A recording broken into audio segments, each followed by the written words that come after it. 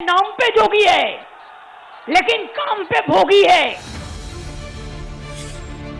ষষ্ঠ দফায় ৫৪ কেন্দ্রে ভোট আদিত্যনাথের গোরখপুরেও। আর সেই ভোট যখন চলছে সেই সময় ঝাঁঝালো আক্রমণে বাংলার মুখ্যমন্ত্রী মমতা বন্দ্যোপাধ্যায়, তাও আবার যোগীর গড় মোদির কেন্দ্রে দাঁড়িয়ে।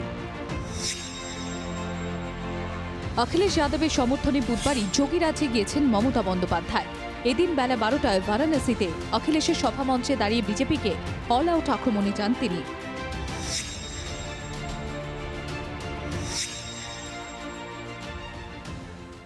अखिलेश जीतेगा तो हम भी बंगाल का साथ यूपी का रिलेशन बराबर अच्छा करके हमारा भी जितना काम है आपको लिए हम करेंगे। हम बीजेपी के खिलाफ में जरूर हूं, जो बीजेपी का कुछ काम करना नहीं आता, खाली झूठ बात कहते हैं, गंदा बात करते हैं, जुमला पार्टी है। हमारा पास इंफॉर्मेशन है कि अखिलेश यादव जी और उसको गठबंधन जीत रहा है। बीजेपी को एक धक्का दो और पूरा यूपी से फेंक दो। বুধবার বাংলার মুখ্যমন্ত্রীকে কালো পতাকা দেখান বিজেপির কিছু সমর্থক, যার প্রতিবাদে বাংলার বিভিন্ন জায়গায় প্রতিবাদ কর্মসূচি করছে ঘাসফুল শিবির। এদিন বিক্ষোভ দেখানো নিয়েও সুর চড়ান মমতা। मेरे को बोलता है आप वापस जाओ, तो मैंने सोचा कि ये लोग गया, अरे बीजेपी हार रहा है, ये मैसेज क्लियर है,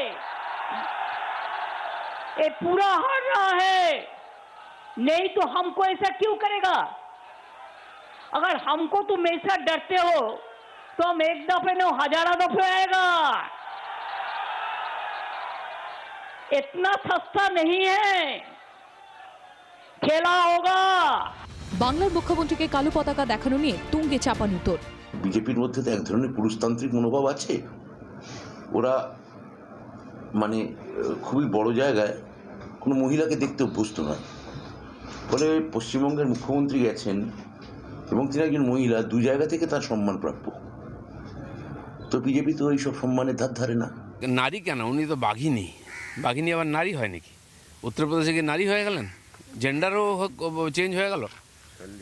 আসলে উনি, আমি বলছি ভালো করেছেন, উত্তরপ্রদেশে গেছেন, কাশী গেলেন, দেখলেন, কমপক্ষে কালীঘাটটাকে কাশী করার চেষ্টা করুন না। উন্নয়ন দেখে আসুন কাকে বলে। আর সেখানে ওনারা এখানে আমাদের প্রাইম মিনিস্টার থেকে আরম্ভ করে সবাইকে কালো ঝান্ডা দেখান। একাধবার দেখলে কেমন লাগে সেটা বুঝুন। অখিলেশের হয়ে চাঁচাছোলা আক্রমণ করলেও এদিন সেভাবে জোট বা বিরোধী ঐক্য নিয়ে কোনো মন্তব্য শোনা যায়নি তার মুখে। একই সঙ্গে জাতীয় রাজনীতিতে বিজেপি বিরোধী প্রধান মুখ হিসেবে সুকৌশলে নিজেকে প্রতিষ্ঠা করে গেলেন আজকের এই বারাণসীর মঞ্চ থেকে মমতা বন্দ্যোপাধ্যায়। বারাণসী থেকে ক্যামেরায় জয়ন্ত পালের সঙ্গে জ্যোতির।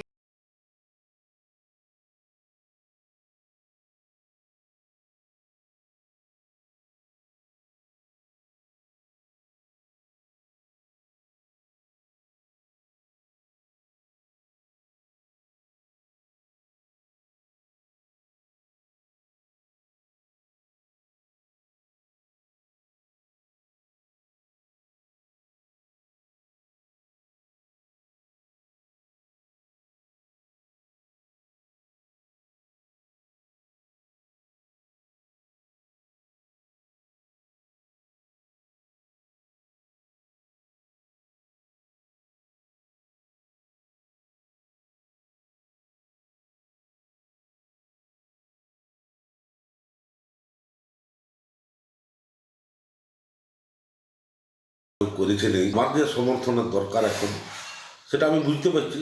আমি এইটুকু জানি যে আমি তৃণমূলেই আছি। হতে পারে যে পার্টির কোনো ওটার আলাদা চিন্তা ভাবনা করে আমাকে বাদ দিয়েছিল। এগলার 14টি আসনের মধ্যে 7টি আসনে জয়ী তৃণমূল, 5টি আসনে জয়ী বিজেপি, পাশাপাশি কংগ্রেস একটি আসনে জয়ী নির্দল প্রার্থী। নির্দলের জয়ী প্রার্থীর টিকিট না পেয়ে দাঁড়িয়েছিলেন, জিতেও গিয়েছেন 3 নম্বর ওয়ার্ডের রামচন্দ্র পণ্ডা। তৃণমূলে যাবেন কি বলছেন তিনি, শুনুন। তৃণমূল দল যদি যোগ্য সম্মান দেয় তাহলে তো নিশ্চিতভাবে আমরা এই বোর্ডকে সমর্থনের পক্ষে আমি আছি। তৃণমূলের সঙ্গে এখন কোনো যোগাযোগ চলছে? না, তৃণমূলের সঙ্গে যোগাযোগ করি বা না করি, ওয়ার্ডের উন্নয়নের স্বার্থে, শাসনের স্বার্থে থেকে কাজটা করতে হবে। নির্দল সম্পর্কে চূড়ান্ত সিদ্ধান্ত রাজ্য কমিটি নেবেন। এখনো পর্যন্ত ত্রিশঙ্কুর ক্ষেত্রে একটাই সিদ্ধান্ত, স্থানীয় স্তরে নির্বাচিত জনপ্রতিনিধিরা তারা তাদের মতো করে সিদ্ধান্ত নেবেন। চাকদারি পুরসভায় মোট আসন 22, 11টি আসনে দখল নিয়েছে তৃণমূল। শাসক দলের সঙ্গে জোর টক্কর দিয়ে 10টি আসন ছিনিয়ে নেন নির্দল প্রার্থীরা, 1টি আসনে জয়ী কংগ্রেস। বেলডাঙ্গা পুরসভায় মোট আসন 14টি, তার মধ্যে 7টি আসনে দখল নেয় তৃণমূল, 3টি আসনে জয়ী বিজেপি, নির্দল প্রার্থীরা 4টি আসনে জয়ী হয়। এখানেও এখনো সিদ্ধান্ত হয়নি বোর্ড গঠন নিয়ে। ব্যুরো রিপোর্ট, জি 24 ঘন্টা। 108 পুরসভায় তৃণমূল একাই 102, দার্জিলিংয়ে হামড়ো, তাহিরপুরে বাম। চারিদিকে সবুজ ঝড়, বামেদের একমাত্র অক্সিজেন তাহিরপুর। আর সেখানে ফল বেরোনোর রাতের মধ্যেই ট্রান্সফার তাহিরপুর থানার ওসি।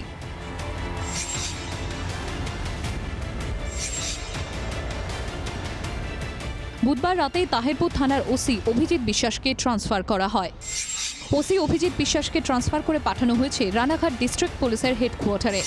এসআই রজনীকান্ত বিশ্বাসকে তাহিরপুর থানা থেকে ট্রান্সফার করে ধানতলা থানায় পাঠানো হয়েছে। অন্যদিকে তাহিরপুরের নতুন ওসি করা হয়েছে অমিয় তোষ রায়, যিনি ধানতলা থানার ওসি ছিলেন। কী কারণে ট্রান্সফার তা নিয়ে প্রশ্ন তুলছে বিরোধীরা। ভোটের ফল বেরোবার 6 ঘন্টার মধ্যে, আমি যখন বলেছি তার 3-4-5 ঘন্টার মধ্যে ওসিকে ক্লোজ করে দেওয়া হলো। কি অপরাধ ওসির? ওসি কেন তাহিরপুরের জয়টাকে লুট করে বন্দোবস্ত করতে পারেননি? নবান্নের উচ্চতম মহল তারাও প্রতিহিংসায় যুক্ত, গণতন্ত্র রক্ষার জন্য না, গণতন্ত্র ধ্বংস করাটা কাজ নবান্ন নিয়েছে, সেই কারণেই ওসিকে ক্লোজ করতে হয়েছে। ওসির বোধহয় কন্ট্রাক্ট ছিল জিতিয়ে দেওয়ার, উনি পারেননি, সে যোগ্যতার পরিচয় দিতে পারেননি। কারণ এখন পুলিশ অফিসারদের যোগ্যতা হচ্ছে টিএমসিকে ভোটে জিতিয়ে দেওয়া।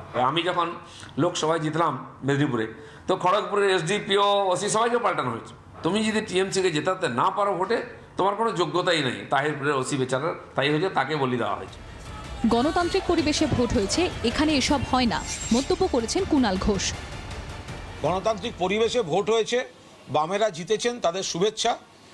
একটা নির্বাচনী ফলাফলের জন্য কোনো ওসি বদল এখানে হয় না। কেন হয়েছে আমি সঠিকভাবে বলতে পারবো না, এটা প্রশাসনের ব্যাপার। তার বদলি সময়সীমা হয়ে গেছিল নাকি হয়নি, এটা আমার দলের তরফ থেকে আমার কাছে কোনো ইনস্ট্রাকশন নেই, ফলে আমি বলতে পারবো না। যদিও এর নেপথ্যে রাজনীতি রয়েছে বলে মনে করছে বামেরা। ব্যুরো রিপোর্ট, জি 24 ঘন্টা।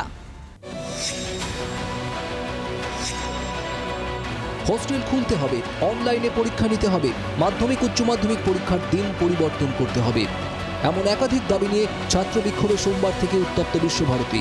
সেন্ট্রাল অফিসে আটকে রয়েছেন বিশ্বভারতী রেজিস্ট্রার, জনসংযোগ আধিকারিক সহ অন্যান্য আধিকারিকরা। মঙ্গলবার হামাগুড়ি দিয়ে বেরোনোর চেষ্টা করেও পারেননি রেজিস্ট্রার।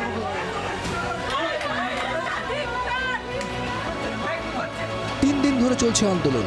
অচলাবস্থা কাটাতে হাইকোর্টের দ্বারস্থ হয়েছিল বিশ্বভারতী। পিটিশনের ভিত্তিতে উচ্চ আদালতের বক্তব্য, 10 দিনের মধ্যে পড়ুয়াদের হলফনামা জমা দিতে হবে। আন্দোলন মানুষের গণতান্ত্রিক অধিকার, আদালত হস্তক্ষেপ করবে না। শান্তিপূর্ণ আন্দোলন চলতে পারে, তবে কাউকে আটকে রাখা যাবে না। পঠন পাঠন স্বাভাবিক করতে হবে। আদালতের নির্দেশের পরেও নিজেদের দাবিতে অনড় পড়ুয়ারা, ফলে বাইরে বেরোতে পারলেন না আধিকারিকরা। যদিও ছাত্রছাত্রীদের দাবি চক্রান্ত করে মিথ্যা অভিযোগ করছে বিশ্বভারতী কর্তৃপক্ষ। কাউকে ঘেরাও করে রাখেনি এবং যারা রয়েছেন এখানে তারা নিজের ইচ্ছাকৃতভাবে রয়েছেন, আমাদের বিরুদ্ধে বিভিন্ন মামলা দায়ের করছেন। একই দাবি করছেন বিক্ষোভকারী পড়ুয়াদের আইনজীবীও। বিশ্বভারতী জানিয়েছে যে সোমনাথ, যে আমার মক্কেল, তার নেতৃত্বে এইসব হচ্ছে। এর আগেও এই অভিযোগ নিয়ে আসা হয়েছিল, মিথ্যে অভিযোগ। 10 দিনের মধ্যে কোর্ট হলফনামা দিতে বলেছে, আমরা জমা দেবো। Peaceful functioning of the university কোর্টও চান, আমরাও চান। তবে গোটা ঘটনায় কার্যত মুখে কুলুপ উপাচার্য বিদ্যুৎ চক্রবর্তী। তিনি চুপ থাকায় আরও বেশি উদ্বেগ বাড়ছে পড়ুয়াদের। বীরভূম থেকে প্রসেনজিৎ মালাকারের রিপোর্ট, জি 24 ঘন্টা।